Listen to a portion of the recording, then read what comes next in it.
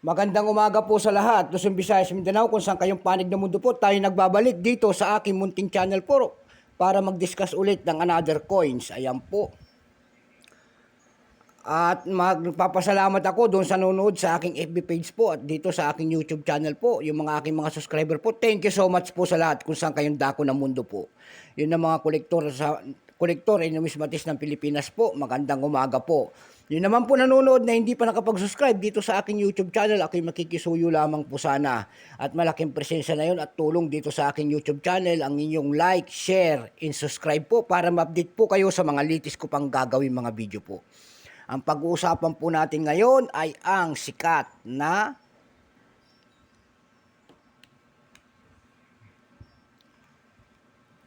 ₱5 centimo ni Melchora Aquino. Ayan po, nakikita nyo po ang isang babae po, imahe po, ayan, nakaharap po sa kanang bahagi po. Siya po, ayan pangalan niya, siya po ay si Melchora Aquino po pala. Ayan, nabubulol na ako. In the year 1990, in Republika ng Pilipinas, pagkatalikod doon natin, makikita po natin ang imahe po ng isang 5 centimos at ang kanyang bulaklak, orchids po. Orchids yan, pero ang scientific name po niyan ay Vanda centeriana. Bago tayo magsimula sa ating talakayan, kilalanin mo muna natin siya. Issue, Philippines po. Period, Republic, 1946 up to date po. Type, standard circulation coins. Years, 1983 hanggang 1992. Value, 5 centimos po. Currency, piso, 1967 up to date po. Composition po nito ay aluminum. May bigat po itong 1.2 grams. May haba po naman itong 17 mm. May kapal po naman itong 2.8 mm. Hugis, bilog po, syempre. Orientation nito, middle alignment. Tinigil ang paggamit nito noong January 2, 1998. Number N-2463. Reference number KM-239.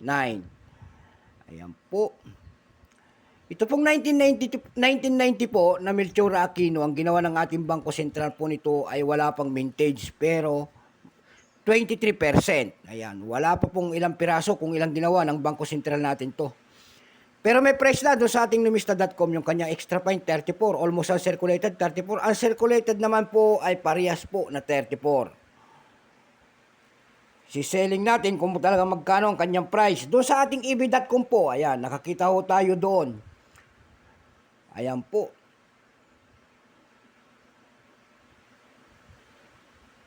₱1,000 pieces po na binebenta niya. 1,000 pieces na ganito po, year 1990.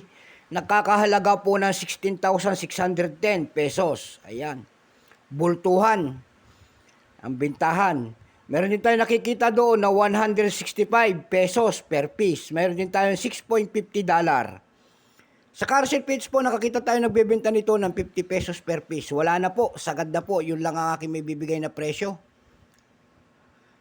So hanggang dito na lamang po, Luzon, Visayas, Mindanao. Sana naliwanagan kayo sa ating price ng coins na ito. God bless po sa lahat and hanggang dito na lamang po ang ating vlog. Thank you so much.